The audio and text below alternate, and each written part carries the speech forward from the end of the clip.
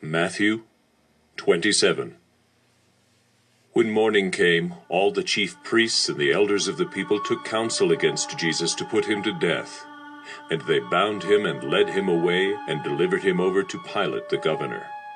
Then when Judas, his betrayer, saw that Jesus was condemned, he changed his mind and brought back the 30 pieces of silver to the chief priests and the elders, saying, "I have sinned by betraying innocent blood." They said, "What is that to us? See to it yourself." And throwing down the pieces of silver into the temple, he departed, and he went and hanged himself. But the chief priests, taking the pieces of silver, said, "It is not lawful to put them into the treasury, since it is blood money." So they took counsel and bought with them the potter's field, as a burial place for strangers. Therefore that field has been called the field of blood to this day. Then was fulfilled what had been spoken by the prophet Jeremiah, saying, And they took the 30 pieces of silver, the price of him on whom a price had been set by some of the sons of Israel, and they gave them for the potter's field, as the Lord directed me. Now Jesus stood before the governor, and the governor asked him, "Are you the king of the Jews?" Jesus said, "You have said so." But when he was accused by the chief priests and elders, he gave no answer. Then Pilate said to him, "Do you not hear how many things they testify against you?" But he gave him no answer, not even to a single charge, so that the governor was greatly amazed. Now at the feast the governor was accustomed to release for the crowd any one prisoner whom they wanted. And they had then a notorious prisoner called Barabbas. So when they had gathered, Pilate said to them, "Whom do you want me to release for you, Barabbas or Jesus, who is called Christ?" For he knew that it was out of envy that they had delivered him up. Besides, while he was sitting on the judgment seat, his wife sent word to him, "Have nothing to do with that righteous man, for I have suffered much because of him today in a dream." Now the chief priests and the elders persuaded the crowd to ask for Barabbas and destroy Jesus. The governor again said to them, "Which of the two do you want me to release for you?" And they said, "Barabbas!" Pilate said to them, "Then what shall I do with Jesus, who is called Christ?" They all said, "Let him be crucified!" And he said, "Why? What evil has he done?" But they shouted all the more, "Let him be crucified!" So when Pilate saw that he was gaining nothing, but rather that a riot was beginning, he took water and washed his hands before the crowd, saying, "I am innocent of this man's blood. See to it yourselves." And all the people answered, "His blood be on us and on our children!" Then he released for them Barabbas, and having scourged Jesus, delivered him to be crucified. Then the soldiers of the governor took Jesus into the governor's headquarters, and they gathered the whole battalion before him. And they stripped him, and put a scarlet robe on him, and twisting together a crown of thorns, they put it on his head, and put a reed in his right hand. And kneeling before him, they mocked him, saying, "Hail, King of the Jews!" And they spit on him, and took the reed, and struck him on the head. And when they had mocked him, they stripped him of the robe, and put his own clothes on him, and led him away to crucify him. As they went out, they found a man of Cyrene, Simon by name. They compelled this man to carry his cross. And when they came to a place called Golgotha, which means place of a skull, they offered him wine to drink, mixed with gall. But when he tasted it, he would not drink it. And when they had crucified him, they divided his garments among them by casting lots.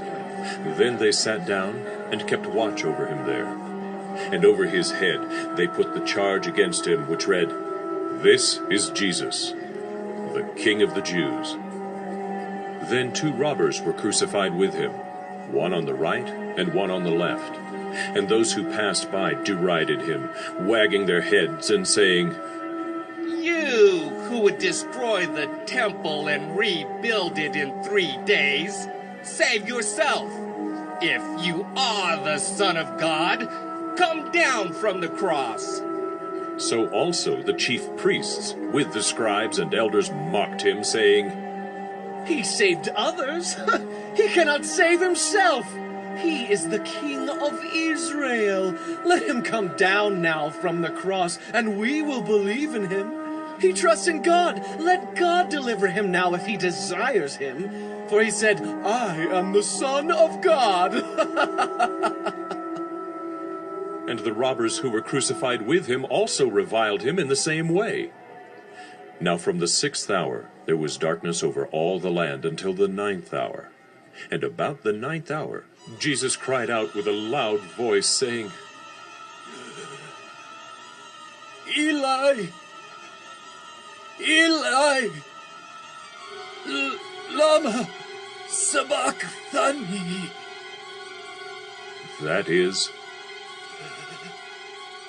My God, why have you forsaken me? and some of the bystanders, hearing it, said, This man is calling Elijah. And one of them at once ran and took a sponge, filled it with sour wine, and put it on a reed, and gave it to him to drink. But the others said, Wait, let us see whether Elijah will come to save him. And Jesus cried out again with a loud voice, and yielded up his spirit. And behold, the curtain of the temple was torn in two from top to bottom. And the earth shook, and the rocks were split. The tombs also were opened, and many bodies of the saints who had fallen asleep were raised. And coming out of the tombs after his resurrection, they went into the holy city and appeared to many. When the centurion and those who were with him, keeping watch over Jesus, saw the earthquake and what took place, they were filled with awe and said, Truly, this was the Son of God. There were also many women there, looking on from a distance, who had followed Jesus from Galilee, ministering to him, among whom were Mary Magdalene, and Mary the mother of James and Joseph, and the mother of the sons of Zebedee. When it was evening, there came a rich man from Arimathea, named Joseph, who also was a disciple of Jesus. He went to Pilate and asked for the body of Jesus. Then Pilate ordered it to be given to him. And Joseph took the body and wrapped it in a clean linen shroud, and laid it in his own new tomb, which he had cut in the rock. And he rolled a great stone to the entrance of the tomb, and went away. Mary Magdalene and the other Mary were there, sitting opposite the tomb. The next day, that is, after the day of preparation, the chief priests and the Pharisees gathered before Pilate and said, Sir, we remember how that impostor said while he was still alive, After 3 days I will rise. Therefore, order the tomb to be made secure until the 3rd day, lest his disciples go and steal him away and tell the people, He has risen from the dead. And the last fraud will be worse than the first. Pilate said to them, You have a guard of soldiers. Go, make it as secure as you can. So they went and made the tomb secure by sealing the stone and setting a guard.